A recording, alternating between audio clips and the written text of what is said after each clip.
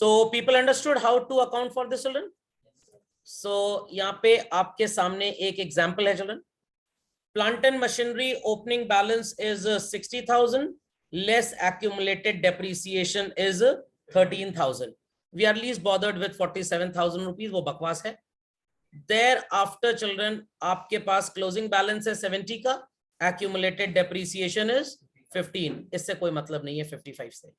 So first and foremost, we'll be putting what is called as opening balance यहाँ पे, और इसका opening balance यहाँ पे. समझ गए? देन चिल्ड्रन ये क्लोजिंग बैलेंस यहाँ जाएगा and this would appear here. इतना सबको समझ में आ गया? Part of machinery original cost how much children? दिमाग की बत्ती जलाइए. इस 60 के अंदर 20 जुड़ा हुआ है. कितना जुड़ा है? क्यों सर? ये ओरिजिनल कॉस्ट है और इस मेथड में आप हमेशा अपनी एसेट को ओरिजिनल कॉस्ट पे ही शो करते हैं, आप रिड्यूस नहीं करते. अभी आपने देखा था ये, और अगर मैंने आपको बात ना बताई होती तो सब कुछ सपने में होता. So children 20,000 worth of asset. Till now what is the amount of depreciation on the date of sale? What is its book value? You sold it at what value? This 12,000 represents loss.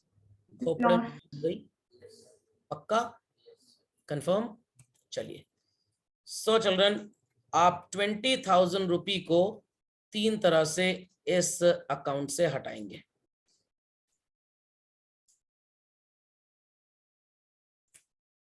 $3,000 in the name of loss, 5 in the name of depreciation and 12 in the name of sale value. सुनाई पड़ा? And depreciation on part sold इस account में भी है. इसको remove करने के लिए आप इसे यहां पे लिख रहे हैं. समझ गए? समझ गए? So Yes. thereafter you will be getting children this as MI red phone नहीं है, मिसिंग आइडेंटिटी है. MI मत समझ लीजिएगा, मोबाइल फोन मिलेगा आपको. Missing identity. Here children, this was known to us, this known, this known. Credit total is 90.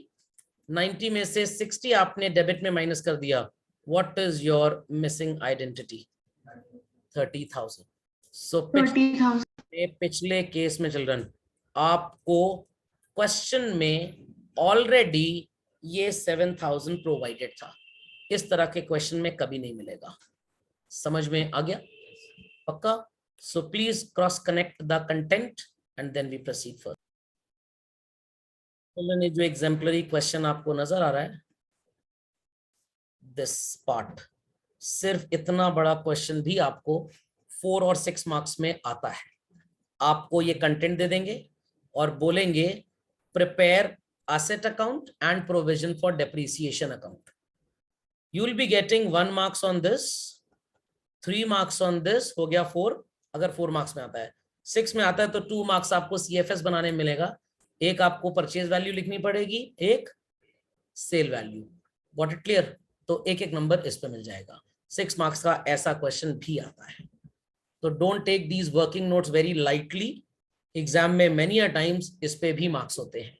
तो ये मत सोचिएगा कि बहुत आसान है, देख के प्लस माइनस करके तो एक तरह आंसर आ गया. बनाना पड़ेगा वहां पे आपको. पूरा कैश फ्लो का क्वेश्चन आया तब भी fixed asset, provision for depreciation and provision for tax, in 3 account का एडजस्टमेंट तो गारंटी आना ही आना है. जैसे दुल्हन की मांग में सिंदूर, कैश फ्लो के क्वेश्चन में 3 चीजें पक्का आएगा, पक्का. और मार्क्स भी होते हैं. बाकी हो भी सकता है और नहीं. This is taken for granted. ऐसा रिमोट नहीं बना दुनिया में जो बिना बैटरी के चल जाए. तो ऐसा CFS का क्वेश्चन नहीं बना जिसमें ये 3 ना हो. Be quick to this children, be quick. So let's continue children. So comparison मैंने आपको ऑलरेडी बता दिया. केस 1 और केस 2 में क्या है, आप गलती ना करें इसलिए थोड़ा चूरन मैंने यहाँ पे लिख दिया आपके लिए. Got it? चलिए. So treatment of items not related with T accounts, ये कॉम्पोजिशन पढ़ लेंगे हम लोग. चलें, इंटरिम डिविडेंड क्वेश्चन में लिख के आएगा, interest paid on borrowings, loan और डिबेंचर लिख के आएगा. DLW याद है आपको? वहां पे आप इसे ऐड कर देंगे सो कॉल्ड फाइनेंसिंग एक्टिविटी में. लेस कर देंगे because it is related with debenture holders and share holders. समझ में आ गया? इसका किसी टी अकाउंट में कोई काम दाम नहीं है। क्या रेंट पेड या रेंट रिसीव्ड का बिल्डिंग के अकाउंट में कोई पोस्टिंग होती है? Same is the case. Propose dividend, दो वैल्यूज दी होंगी आपको, भूत प्रेत के चक्कर में नहीं पड़ना है, सिर्फ प्रीवियस ईयर की वैल्यू से काम है। नेट प्रॉफिट में ऐड करेंगे और उसी को फाइनेंसिंग में सब्ट्रैक्ट करेंगे। समझ में आ गया? तो इन तीनों का फाइनेंसिंग एक्टिविटी में सब्ट्रैक्शन होना है। Logic understood?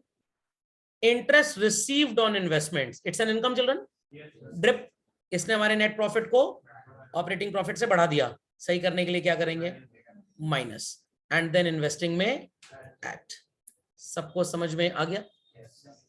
कभी कभी मेरे दिल में ख्याल तो नहीं आता है, बट क्वेश्चन में आपको ये जरूर मिलेगा 8% डिबेंचर्स। सर क्या ये अष्ट धातु से बना हुआ है? आप ओपनिंग बैलेंस या क्लोजिंग बैलेंस पे कैलकुलेट करेंगे 8%, जो भी परसेंटेज इंटरेस्ट आएगा चल रहे हैं, सर क्या करें उसको बांटा लें? No no no no no, जो काम ऊपर सिखाया था वही काम करना है इंटरेस्ट के साथ। एडजस्टमेंट्स फॉर्म में ऐड करेंगे और फाइनेंसिंग में सब्ट्रैक्ट। अगर क्वेश्चन में लिख के आया 1 April 2020 and 1 April 2021, the value of debentures 4 lakh 6 lakh, sir किस पे कैलकुलेट करें? जिस पे मन उस पे कैलकुलेट कर लीजिए, कोई फर्क नहीं पड़ेगा। But if it is said new debentures were issued on 1 April 2020, आपने नए डिबेंचर्स ईयर के स्टार्ट में इशू कर दिए, तो भाई साल भर हमको इंटरेस्ट देना पड़ेगा, क्योंकि साल भर हमने पैसा यूज किया। तब कैलकुलेशन किस पे करेंगे? 6 लाख पे। क्यों ओपनिंग पे करेंगे भाई? 4 लाख के थे, 6 लाख के हो गए, 2 लाख के आपने और इशू किए। और कब इशू किया आपने? तो ये तो पहले से बैलेंस चला रहा है, ये तो है ही है। 2 लाख आपने और इशू कर दिया। समझ में आया कि नहीं? आपने नया एसी अपने घर में 31 मार्च को लगवाया, तो आप अगले साल से बिल देना स्टार्ट करेंगे।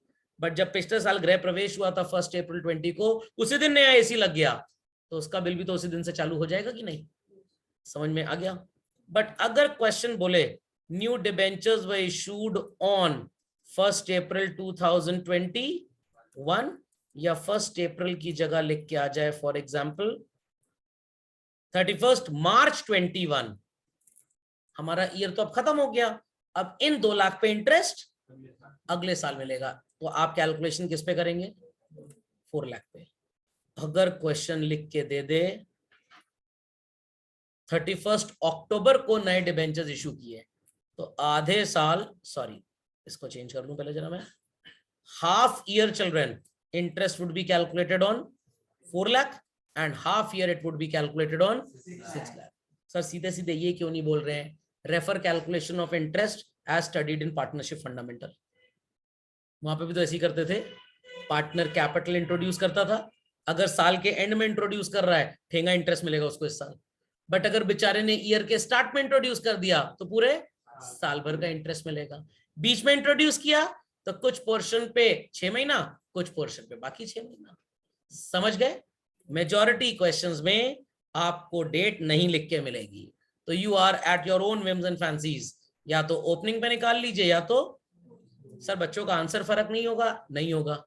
अगर 6 लाख का 8% आपने 48,000 निकाला, इतना ही आप एडजस्टमेंट फॉर्म में ऐड करेंगे और इतना ही सब्ट्रैक्ट करेंगे फाइनेंसिंग में, तो नेट इफेक्ट नलिफाई हो जाएगा ना।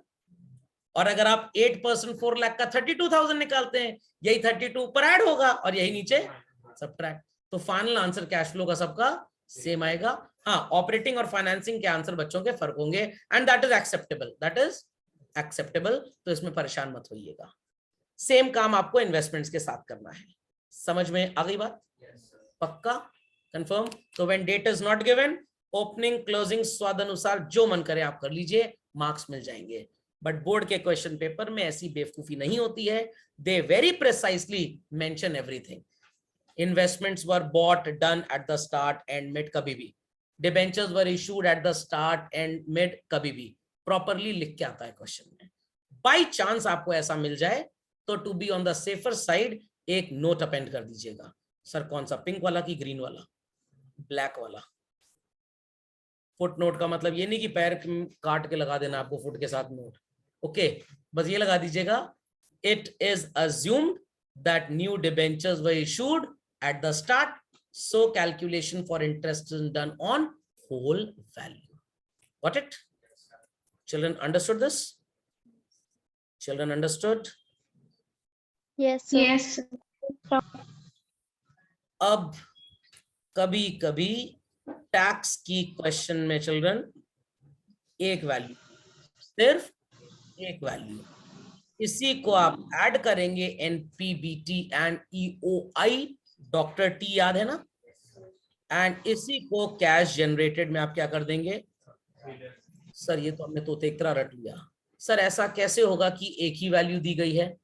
ऐसा ऐसे होगा, कंपनी नई है, फर्स्ट ईयर बिजनेस किया, first year, will there be any previous year tax due? No. Government of India का रूल है, अगर आप इंडिविजुअल हैं या जॉइंट स्टॉक कंपनी है, इनकम पे जो टैक्स का अमाउंट है, इट इज से ₹45,000। How much? 31 मार्च आपके सीए साहब ने बता दिया कि इतना टैक्स तो लगेगा ही लगेगा, ज्यादा हो सकता है, और कम भी हुआ तो बहुत ज्यादा कम नहीं होगा, इसी के आसपास होगा। तो गवर्नमेंट का एक रूल है चिल्ड्रन, अगर आपने 2021-22 में पैसे कमाए, इस ईयर को बोलते हैं प्रीवियस ईयर, इस ईयर पे कमाई गई इनकम पे टैक्स आपको देना पड़ता है अगले साल। अच्छा सर इसलिए एआई होता है अगला ईयर, असेसमेंट ईयर। पी से पिछला, पी से प्रीवियस, ए से अगला, ए से असेसमेंट। तो जिस साल पैसा कमाते हो, मैं आपसे इस साल जो फीस लेके मनी अर्न कर रहा हूं, got it clear, that is my previous year, अगले साल में भारत सरकार को इस पे टैक्स दूंगा, that would be my assessment. तो इनकम टैक्स टीचर ऐसे ही पढ़ाते हैं, पिछला साल प्रीवियस ईयर, अगला साल असेसमेंट ईयर। बट अगर मेरी इनकम पे बनने वाला टैक्स 10,000 रुपए से ऊपर है, सॉरी मेरे को इसी ईयर में टैक्स देना पड़ेगा, और अगर सर नहीं दिए तो गवर्नमेंट पेनल्टी चार्ज करेगी। तो if on the given value of income the amount of tax is ₹10,000 or more, you cannot take the benefit of paying it in next year, rather you have to pay it in same year। Majority tax आपको same year में देना पड़ेगा, उसके बाद जो 5-10% tax आपका बचेगा वो अगले साल दे दो। बट अगर आपने ऐसा नहीं किया तो आपको पीनल एक्शन फेस करना पड़ेगा। सर कितना? जितने महीने का डिले होगा 1% पर मंथ के हिसाब से पेनल्टी लगती है, under section 204A, 204B and 204C of the Act 1961। Sir हमारे पड़ोस में एक अंकल थे, बड़े खुश हो रहे थे, मैं बताता हूं उनकी खुशी का कारण क्या था। उनका टैक्स बन रहा था कुछ XYZ, उनको ठीक से पता नहीं था, उन्होंने 50,000 रुपए जमा कर दिए। गवर्नमेंट ने बोला कि भाई आपका टैक्स तो सिर्फ 12,000 रुपए बन रहा है, 48,000 रुपये आपका रिफंड है। उन्होंने अपनी इनकम टैक्स रिटर्न 30 जून को फाइल कर दी, 15 दिसंबर को गवर्नमेंट ने उन्हें प्रेम पत्र देकर ये चीज बताई, सॉरी 38,000 व्हाटसोएवर। सो गवर्नमेंट ने चिल्ड्रन जुलाई, अगस्त, सितंबर, अक्टूबर, नवंबर, दिसंबर 4.5 महीने लेट उनका पैसा लौटाया, 4.5% इंटरेस्ट गवर्नमेंट उनको देगी। तो आप अगर डिले करते हो आपको इंटरेस्ट देना पड़ेगा, गवर्नमेंट रिफंड में डिले करे गवर्नमेंट इंटरेस्ट देती है। समझ में आया? तो सरकार चोर नहीं है, सिर्फ लोग ऐसा समझते हैं। खोपड़े में बात गई कि नहीं गई? पक्का? अभी लास्ट ईयर मैं अपनी इनकम पे टैक्स जो मेरे को 31 मार्च तक देना था, I didn't report it to my CA, डांट भी पड़ गई मेरे को उनसे। तो मैंने कहा क्या करें, बहुत बिजी रहते हैं ऑल दैट। कह रहे कोई बात नहीं, मेरा क्या जा रहा है, 1140 रुपए इंटरेस्ट चला गया, बट मैं थोड़ा सा दिखी हुआ, तो मैंने कहा कोई बात नहीं, इस साल मैं आपको टाइम पे डेटा दे दूंगा तो आप टैक्स जमा करा दीजिएगा। जब चिल्ड्रन मम्मी का रिटर्न आया तो उस पे 2270 का रिफंड आ गया। कैसे? बैंक वालों ने इंटरेस्ट इनकम पे टैक्स जमा करा दिया था और टैक्स बना ही नहीं, being a senior citizen after claiming deduction, तो पारिवारिक कलह नहीं हुआ कम से कम। इधर से दिया तो उधर से थोड़ा मिल भी गया नेट प्रॉफिट। भाई कॉमर्स के टीचर हैं तो नुकसान थोड़ा करेंगे अपन। हाँ, अंडरस्टूड चिल्ड्रन? बात समझ में आ गई? तो जब एक वैल्यू दी होगी, मम्मी गई है नानी माँ के यहाँ, आपका एग्जाम है, आप जा नहीं पा रहे हैं, तो पापा ही स्कूल की फीस जमा कराएंगे और पापा ही घर में खाने का भी अरेंजमेंट करेंगे। तो जब मम्मी आउट है तो पापा मम्मी दोनों काम करेंगे। अब पापा बिजनेस मीटिंग के लिए बेंगलुरु चले गए, 5 दिन बाद आएंगे, पॉकेट मनी कौन देगा? मम्मी। समझ में आ गया? समझ में आ गया? पक्का?